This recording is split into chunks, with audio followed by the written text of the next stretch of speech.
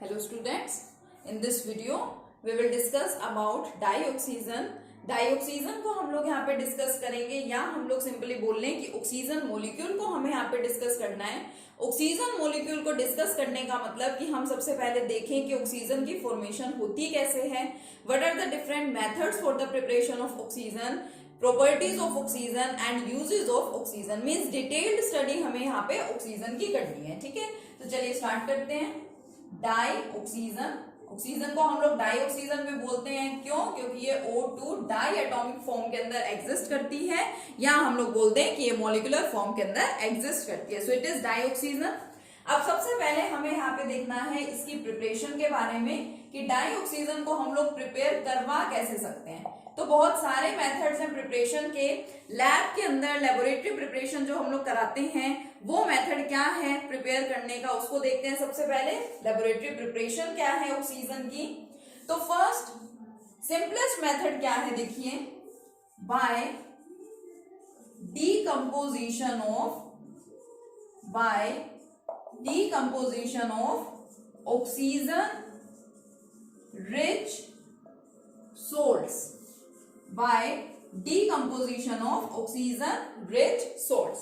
कि सिंपल सी बात है, कोई ऐसे सॉल्ट जो कि ऑक्सीजन रिच है, जिनके अंदर लार्ज अमाउंट ऑफ ऑक्सीजन या फिर एक्सेस में ऑक्सीजन प्रेजेंट है, अगर हम लोग उसका डीकंपोजिशन करा देते हैं। डीकंपोजिशन भी जनरली कौन सा होता है? Thermal decomposition. अगर हम लोग थर्मल डीकंपोजिशन करा देते हैं, थर्मल डीकंपोजिशन का मतलब आपको पता है, डीकंपोजिशन बाय हीटिंग। हीटिंग करने से जो डीकंपोजिशन हो जाए, ठीक है। तो फॉर एग्जाम्पल जैसे मान लीजिए हम लोगों के पास है KClO3। KClO3 क्या है? हम लोग बहुत बार इस कंपाउंड को डिस्कस करते हैं। It is potassium chlorate. Potassium chlorate का जब थर्मल डीकंपोजिशन करवाया जाता है, मतलब जब इसको हीट करते हैं, तो देखिए क्या बनता है, यहां से KCl तो हो जाता है अलग, KCl प्लस साथ में ऑक्सीजन मॉलिक्यूल की यहाँ पे हो जाती है फॉर्मेशन। सबसे सिंपलेस्ट मेथड है। देखिए ऑक्सीजन रिच सॉल्ट है, वो सोल्ट जिसके अंदर एक्सेस में ऑक्सीजन प्रेजेंट है, और इस सोल्ट का नाम क्या है? Potassium chlorate. इसका थर्मल डीकंपोजिशन कराया, मतलब इस कंपाउंड का डीकंपोजिशन हुआ है बाय हीटिंग, और फिर ये कन्वर्ट किसमें हो गया? देखिए potassium chloride plus oxygen. Simple सा है, ठीक है। और कोई एग्जांपल लेना चाहिए, मान लीजिए first example. Second example, suppose we have KNO3। इसका हम लोग थर्मल डीकंपोजिशन करवा देते हैं, तो क्या बनता है? KNO2 plus oxygen. बहुत सारे आप लोगों के पास ऑक्सीजन रिच सॉल्ट होते हैं, आप कोई भी उनमें से लेकर के चल सकते हैं, ठीक है। या तो आपने यहाँ पे ले लिया पोटेशियम क्लोरेट ले लिया सपोज, और ये क्या ले लिया? Potassium nitrate. पोटेशियम नाइट्रेट को जब आप लोगों ने हीट कराया तो जिसकी फॉर्मेशन हुई ये है पोटेशियम नाइट्राइट। देखो NO3 तो क्या होता है? नाइट्रेट होता है। It is potassium nitrate and it is potassium nitrite. इसका नाम क्या है? पोटेशियम नाइट्राइट है, और ये आपका ऑक्सीजन है। तो इस तरह से आप लोग ऑक्सीजन रिच सॉल्ट्स यहाँ पे ले सकते हैं, ठीक है। सबसे फर्स्ट सिंपलेस्ट मेथड हुआ। सेकंड मेथड देखिए क्या है, नेक्स्ट भी देखिए आपके पास थर्मल डीकंपोजिशन ही है। जो नेक्स्ट मेथड है वो भी थर्मल डीकंपोजिशन ही है, लेकिन कंपाउंड अलग है। फर्स्ट मेथड के अंदर आप लोग थर्मल डीकंपोजिशन करवा रहे थे ऑक्सीजन रिच सॉल्ट्स का। अब आप लोग डीकंपोजिशन किसका कराते हैं? सेकेंड मेथड क्या है? By thermal decomposition. ये भी थर्मल डीकंपोजिशन ही है, याद रखेंगे। By thermal decomposition of metal oxides. जो आपके पास मेटल ऑक्साइड्स होती हैं, जो मेटालिक ऑक्साइड्स होती हैं, उनका अगर हम लोग थर्मल डीकंपोजिशन करा देते हैं तो भी ऑक्सीजन की ही फॉर्मेशन होती है। देखिए कैसे, for example suppose we have silver oxide. Silver metal की ऑक्साइड है हमारे पास, सिल्वर ऑक्साइड। इसको हमने क्या करा? हीट करा दिया, तो फॉर्मेशन किसकी होगी? डीकंपोजिशन होगा। दोनों आपस में सेपरेट हो जाएंगे, अलग अलग हो जाएंगे, सिल्वर प्लस ऑक्सीजन। तो हमें तो ऑक्सीजन से मतलब है, ऑक्सीजन की यहाँ पे फॉर्मेशन हो गई। Suppose we have mercury oxide. Mercury की ऑक्साइड हमारे पास प्रेजेंट है, इसकी हीटिंग करा देते हैं, इसका थर्मल डीकंपोजिशन करा दिया, then we will get mercury plus oxygen. Mercury along with oxygen is produced, ठीक है। सेकेंड मेथड ऑफ प्रिपरेशन, ये भी देखिए कितना सिंपल है। थर्ड मेथड ऑफ प्रिपरेशन क्या है? बाय हाइड्रोजन पर ऑक्साइड। हम लोग क्या कर सकते हैं, हाइड्रोजन पेरोक्साइड का भी अगर हम लोग डिकम्पोजिशन करवा दें तो उससे भी ऑक्सीजन की ही फॉर्मेशन होती है। इसको देखिए, ये भी बहुत सिंपल है। H2O2 is your hydrogen peroxide, इसका करवाया थर्मल डिकम्पोजिशन, तो फॉर्मेशन देखिए किसकी होती है, ऑक्सीजन तो बननी ही है बट साथ में यहाँ फॉर्मेशन होती है वाटर की, water plus oxygen are produced. तो हाइड्रोजन पेरोक्साइड का हम लोग इसी तरह से डिकम्पोजिशन करा सकते हैं, कैटलिस्ट की प्रेजेंस में भी इस रिएक्शन को कराया जाता है। ठीक है, तो ये नेक्स्ट हमारे पास सिंपल मेथड है, कौन सा, 3 मेथड पढ़ चुके। फर्स्ट मेथड देख चुके हैं हम लोग, by thermal decomposition of oxygen rich salts. Next हमने देखा by thermal decomposition of metal oxide, जो आपकी मेटालिक ऑक्साइड्स होती हैं, इसका हम लोग थर्मल डिकम्पोजिशन कराते हैं और उससे भी ऑक्सीजन की फॉर्मेशन हो जाती है। थर्ड मेथड आप लोगों ने यहाँ पे क्या देखा, bye hydrogen peroxide. Hydrogen peroxide का भी जब डिकम्पोजिशन करवाया जाता है तो फॉर्मेशन ऑक्सीजन की ही होती है, बट ऑक्सीजन के साथ में यहाँ पे और कौन प्रोड्यूस होता है, साथ में वाटर प्रोड्यूस होगा। ठीक है, अब एक सिंपल सा कंसेप्ट आप लोग पढ़ते आ रहे हैं, बाय इलेक्ट्रोलाइसिस ऑफ वाटर। आपको पता है कि अगर आप लोग वाटर की इलेक्ट्रोलाइसिस करा देते हैं तो भी ऑक्सीजन की फॉर्मेशन होती है।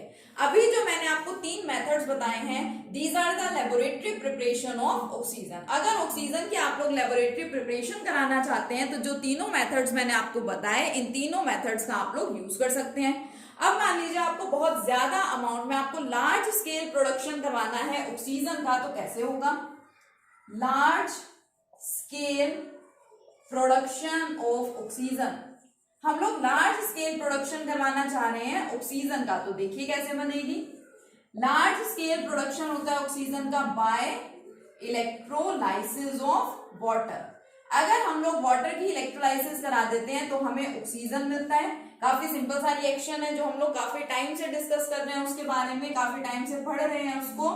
It is your water and arrow पे क्या लिख दूं यहाँ पे, इलेक्ट्रिक करंट, क्योंकि इलेक्ट्रिसिटी यहाँ पे प्रोवाइड करवाई जा रही है, इलेक्ट्रिक करंट प्रोवाइड करवाया जा रहा है, तो ये सेपरेट हो जाते हैं and formation of hydrogen and oxygen takes place. जब इलेक्ट्रिसिटी या इलेक्ट्रिक करंट को पास करवाया जाता है वाटर में से तो हाइड्रोजन एंड ऑक्सीजन की फॉर्मेशन होती है। थर्ड यूनिट आप लोग इलेक्ट्रोकेमिस्ट्री पढ़ चुके हैं, उसके अंदर आप एनोड कैथोड ये सब आपने देखा। एनोड पे किसकी फॉर्मेशन होती है, कैथोड पे किसकी फॉर्मेशन होती है, ये सारी चीजें हमने वहां पे सीखी थी। तो एक्चुअल में जब आप लोग ये वाला रिएक्शन कराते हैं, ये प्रोसेस कराते हैं इलेक्ट्रोलाइसिस की प्रोसेस, तो इसके लिए आप जिस डिवाइस का या जिस सेल का यूज करते हैं वो कौन सा सेल होता है, इलेक्ट्रोलाइटिक सेल होता है। अब इलेक्ट्रोलाइटिक सेल में तो 2 इलेक्ट्रोड्स होती हैं, कैथोड एंड एनोड। तो जब आप यहाँ पे वाटर की इलेक्ट्रोलाइसिस कराते हैं then your hydrogen is liberated at cathode. ये पॉइंट याद रखेंगे कि कैथोड पे किसकी फॉर्मेशन होनी है और एनोड पे किसकी होनी है। कैथोड पे तो लिबरेशन हो जाता है हाइड्रोजन गैस का and oxygen is liberated at anode. और जो ऑक्सीजन है उसकी फॉर्मेशन, उसका लिबरेशन कहां पे होता है, एनोड पे होता है। तो ये आपके पास है लार्ज स्केल प्रोडक्शन। अगर आपको ऑक्सीजन का करवाना है तो आप लोग क्या कर सकते हैं, इलेक्ट्रोलाइसिस करवा सकते हैं वाटर की। एंड एक मेथड और है सिंपल सा, last method, industrial preparation of oxygen. अगर आप लोग इंडस्ट्रियल प्रिपरेशन करवाना चाहते हैं ऑक्सीजन की तो उसके लिए आपको क्या करना पड़ेगा। इंडस्ट्रियल प्रिपरेशन होती है एक्चुअल में बाय एयर। ठीक है, एयर के अंदर भी क्या है, अप्रोक्स 21% ऑक्सीजन एयर में भी प्रेजेंट होती है। तो एयर से भी हम लोग क्या कर सकते हैं, ऑक्सीजन को एक्सट्रैक्ट करा सकते हैं, ऑक्सीजन की फॉर्मेशन करवा सकते हैं। अब आप सोचेंगे कि एयर के अंदर तो large number of gases present होती हैं, तो सबसे पहले वहां पे क्या कराया जाता है, air contains large number of gases, या हम लोग बोलते हैं air is a mixture of gases. So first of all carbon dioxide and water vapour, जो ये 2 चीजें एयर में प्रेजेंट होती हैं। First of all carbon dioxide and water vapour are separated. सबसे पहले कार्बन डाइऑक्साइड और वाटर वेपर्स को सेपरेट करा दिया जाता है। उसके बाद जितनी भी गैसेस बच गई हैं उसका कराया जाता है liquefaction. These gases are liquefied and finally by the process of fractional distillation oxygen को क्या करा लिया जाता है, सेपरेट करा लिया जाता है। So it is the industrial preparation of oxygen by air होती है प्रिपरेशन। लेकिन जो लेबोरेटरी प्रिपरेशंस है वो मेथड बहुत ज्यादा इंपॉर्टेंट है, आपको वो मेथड अच्छे से ध्यान रखने हैं। इलेक्ट्रोलाइसिस की बात करें तो इलेक्ट्रोलाइसिस में आपको ये जरूर पता हो कि हाइड्रोजन का लिबरेशन कहाँ पे होता है और ऑक्सीजन का लिबरेशन कहाँ पे होता है, ठीक है। तो ये कुछ मेथड्स ऑफ प्रिपरेशन थे सिंपल से। किसके मेथड्स ऑफ प्रिपरेशन हम लोग डिस्कस कर रहे थे, we were discussing about the methods of preparation of oxygen.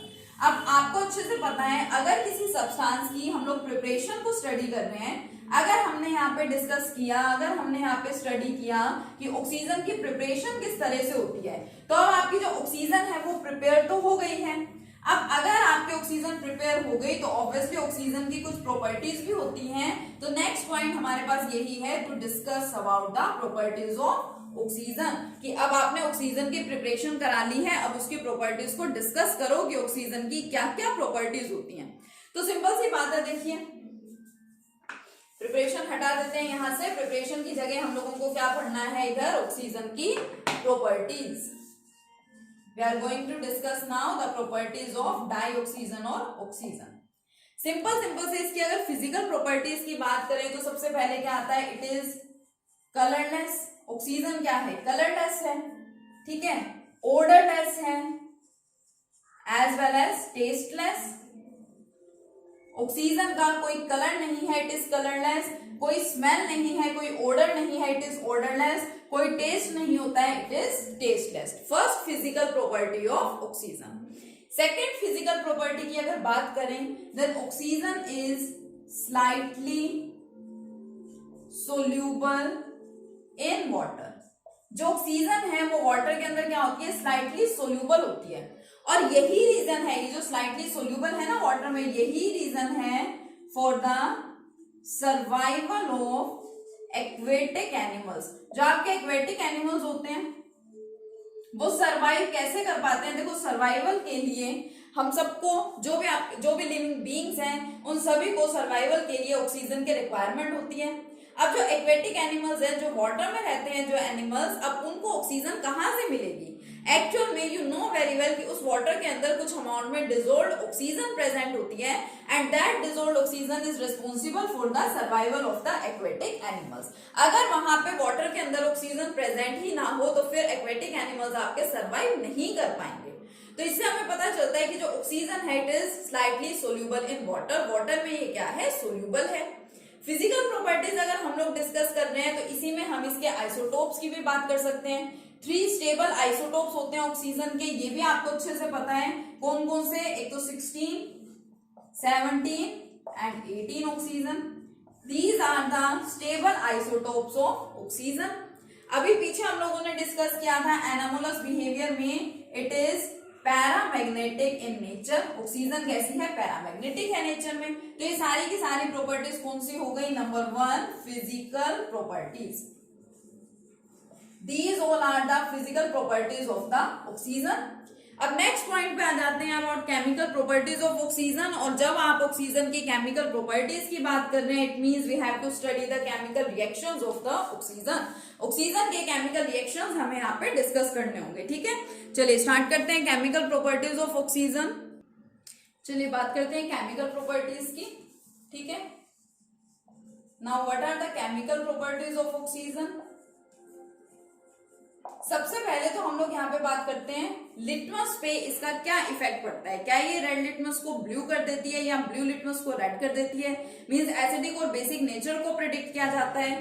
तो इसका जो ऑक्सीजन है it has no effect on litmus, या फिर यूं बोल सकते हैं it is neutral to the litmus. इसका कोई इफेक्ट नहीं पड़ता है, ठीक है, न्यूट्रल है ये नेचर में, ओके। नेक्स्ट बात करें अगर इसके डीकंपोजिशन की, क्योंकि हम लोगों को रिएक्शन पढ़ने हैं यहाँ पे, तो ऑक्सीजन का आपको डीकंपोजिशन तो कराना पड़ेगा। ऑक्सीजन के अंदर डाई ऑक्सीजन का मतलब 2 ऑक्सीजन एटम डबल बॉन्ड्स की हेल्प से यहाँ पे कनेक्टेड होते हैं एक दूसरे के साथ, डबल बॉन्ड यहाँ पे बना हुआ होता है। अगर आप ऑक्सीजन का रिएक्शन कराना चाह रहे हैं, it means first of all you have to break this bond. आप लोगों को इस बॉन्ड को ब्रेक करना पड़ेगा, और इसको ब्रेक करने के लिए एनर्जी की रिक्वायरमेंट होती है। आपको यहाँ पे ऑक्सीजन को एनर्जी प्रोवाइड करनी पड़ेगी, और जो एनर्जी आप प्रोवाइड कर रहे हैं उसकी वजह से ये ये वाला बॉन्ड ब्रेक होगा एंड देन जो ऑक्सीजन है वो किसी और सब्सटेंस के साथ, किसी और एलिमेंट के साथ रिएक्शन कर पाएगी, अदरवाइज उसके रिएक्शन नहीं होंगे। तो जब भी इसके डिकम्पोजिशन की बात आती है, जब भी ऑक्सीजन का डिकम्पोजिशन पढ़ते हैं, तो हमेशा याद रखेंगे that first of all we have to provide the energy for the breaking of the bond. इस बॉन्ड को ब्रेक कराने के लिए हम लोगों को यहाँ एनर्जी प्रोवाइड करनी पड़ती है, और एक बार हमने एनर्जी प्रोवाइड कर दी उसके बाद रिएक्शन अपने आप चलता रहता है। एंड जनरली जो ऑक्सीजन के एडिशन के रिएक्शंस हैं, जनरली वो सारे रिएक्शंस आपको कैसे मिलेंगे, एक्सोथर्मिक इन नेचर, क्योंकि वहां पे एनर्जी या फिर हीट एनर्जी बोल सकते हैं रिलीज होती है। सारे रिएक्शंस आपको कैसे मिलेंगे वहां पे, जनरली एक्सोथर्मिक मिलेंगे। एक्सोथर्मिक का मतलब आप जानते हैं अच्छे से, the reactions in which heat is released और हीट इज इवोल्व्ड, उसको हम लोग एक्सोथर्मिक रिएक्शन बोलते हैं। ठीक है, अब फाइनली अगर इसके रिएक्शंस की बात करें तो ये क्या करती है, oxygen reacts with metals, non metals, compounds, सभी के साथ ये रिएक्शन शो करती है। तो सबसे पहले देखते हैं रिएक्शन विद मेटल्स। जो ऑक्सीजन है वो डिफरेंट मेटल्स के साथ रिएक्शन करके ऑक्साइड्स की फॉर्मेशन करवा सकती है। कैसे, for example we have sodium metal plus oxygen के साथ इसका रिएक्शन करा दें, क्या बन जाएगा, sodium oxide. Suppose we have magnesium metal, oxygen के साथ इसका रिएक्शन करवा दें, क्या बन जाएगा, मैग्नीशियम ऑक्साइड। सिंपल सिंपल से रिएक्शन है, वही छोटे छोटे कंसेप्ट जो पहले से पढ़े हुए हैं हमने। Next is reaction with non metals. अगर हम लोग नॉन मेटल्स के साथ ऑक्सीजन के रिएक्शन की बात करें तो नॉन मेटल्स कौन है आपके, जैसे नाइट्रोजन है, जैसे सल्फर है। सपोज आप सल्फर का रिएक्शन करवा रहे हैं ऑक्सीजन के साथ, फॉर्मेशन किसकी हो जाएगी, सल्फर डाइऑक्साइड की। सपोज नाइट्रोजन ले रहे हैं, नाइट्रोजन का रिएक्शन आप लोग करवा रहे हैं ऑक्सीजन के साथ, फॉर्मेशन किसकी हो जाएगी, नाइट्रोजन डाइऑक्साइड की। तो ये सिंपल सिंपल से रिएक्शन है। कंपाउंड्स के साथ भी ऑक्सीजन का रिएक्शन होता है। किस टाइप से ऑक्सीजन कंपाउंड्स के साथ रिएक्शन शो करती है उसको देखते हैं। सबसे पहले तो बात करते हैं यहाँ पे कंबशन रिएक्शन की। कंबशन रिएक्शन को आप लोग 10th क्लास से स्टडी करते आ रहे हैं। कंबशन का मतलब ये होता है कि कोई भी आपके पास में हाइड्रोकार्बन है, ठीक है, हाइड्रोकार्बन्स का कंबशन करवाना, इसका मतलब हाइड्रोकार्बन्स का रिएक्शन करवा दो विद ऑक्सीजन। और जब भी हाइड्रोकार्बन्स का कंबशन कराया जाता है then we all know that the products produced are carbon dioxide and water. जब भी आप लोग हाइड्रोकार्बन्स का रिएक्शन ऑक्सीजन से कराते हैं तो हमेशा प्रोडक्ट्स क्या क्या बनेंगे, कार्बन डाइऑक्साइड एंड वाटर की फॉर्मेशन होती है। तो नेक्स्ट पढ़ है reaction of oxygen with different compounds, और उनके अंदर सबसे पहले हम लोग डिस्कस करेंगे their combustion reactions. You know very well कि oxygen is the supporter of the combustion, ठीक है, कंबशन का सपोर्टर होती है ऑक्सीजन। हाइड्रोकार्बन मतलब the compounds containing carbon and hydrogen only, ठीक है। इनका रिएक्शन जब ऑक्सीजन से करवाया जाता है, एनी हाइड्रोकार्बन, कोई भी हाइड्रोकार्बन जब लिया जाता है उसका रिएक्शन हम लोग ऑक्सीजन से करवाते हैं तो फॉर्मेशन हमेशा किसकी होती है, carbon dioxide plus water and a large amount of heat, या हम लोग बोल सकते हैं एनर्जी इज ऑल्सो रिलीज। अब हीट एनर्जी रिलीज हुई है, इसलिए जो कंबशन रिएक्शंस हैं, these combustion reactions are exothermic in nature। Combustion reactions कैसे होते हैं, एक्सोथर्मिक होते हैं नेचर में, ठीक है। यही नहीं, इसके अलावा और भी कंपाउंड्स हैं जिनके साथ ऑक्सीजन रिएक्शन शो करता है। For example it reacts with sulphides. तो नेक्स्ट बात करते हैं रिएक्शन विद सल्फाइड्स, मतलब कंपाउंड्स को अलग अलग कैटेगराइज कर दिया गया कि सल्फाइड्स के साथ रिएक्शन दिखाना है, हाइड्रोकार्बन्स के साथ रिएक्शन दिखाना है। तो let us consider N sulphide, zinc sulphide. मान लीजिए हमारे पास जिंक सल्फाइड है, इसका रिएक्शन हम लोग ऑक्सीजन से करवाएंगे तो क्या बनेगा, देखिए जिंक, ठीक है। ये ऑक्सीजन जो है ये सल्फर को क्या कर देता है, रिप्लेस कर देता है, फॉर्मेशन करवा लेता है जिंक ऑक्साइड की, ठीक है। जिंक ऑक्साइड की यहाँ पे फॉर्मेशन होगी, इसको ध्यान रखेंगे। साथ में फॉर्मेशन हो जाती है सल्फर डाइऑक्साइड की, तो zinc oxide plus sulphur dioxide are produced. Next reaction की बात करें तो ये कार्बन डाइसल्फाइड के साथ भी रिएक्शन शो करता है, और कार्बन डाइसल्फाइड के साथ जब हम लोग ऑक्सीजन का रिएक्शन कराते हैं तो देखिए क्या बनेगा, फिर दोबारा से ऑक्सीजन सल्फर को रिप्लेस कर देता है और क्या बना लेता है, कार्बन डाइऑक्साइड प्लस साथ में सल्फर डाइऑक्साइड गैस की फॉर्मेशन होती है। दोनों एक जैसे रिएक्शन है, ऑक्साइड्स बनेगी, सल्फर हट जाएगा, सल्फर को रिप्लेस कौन कर रहा है, ऑक्सीजन कर रहा है। ऑक्सीजन खुद सल्फर की जगह आ रहा है, प्लस साथ में फॉर्मेशन किसकी हो जाती है यहाँ पे सल्फर डाइऑक्साइड की। तो ये हो गए रिएक्शन विद सल्फाइड्स। इसके अलावा और भी कुछ रिएक्शन है छोटे छोटे से, ठीक है, उनको देख लेते हैं क्या है वो। यस देखिए नेक्स्ट रिएक्शंस, सल्फर डाइऑक्साइड भी एक कंपाउंड है, ये भी ऑक्सीजन के साथ रिएक्शन शो करता है, लेकिन यहाँ पे कुछ टेम्परेचर, प्रेशर एंड कैटालिस्ट की कंडीशंस हैं और फॉर्मेशन किसकी हो जाती है सल्फर ट्राइऑक्साइड की। ये रिएक्शन आपको ध्यान होगा, ये रिएक्शन हम लोग पहले ही पढ़ चुके हैं। नाइट्रिक एसिड हम लोगों ने डिस्कस किया था, तो नाइट्रिक एसिड की प्रिपरेशन जब हम लोग कराते हैं तो ये उसका फर्स्ट बेसिक स्टेप है। उस प्रोसेस को हम लोग क्या बोल रहे थे वहां पे, ओसवर्ड्स प्रोसेस, या आपकी ओसवर्ड्स प्रोसेस है, उसका फर्स्ट रिएक्शन है ये।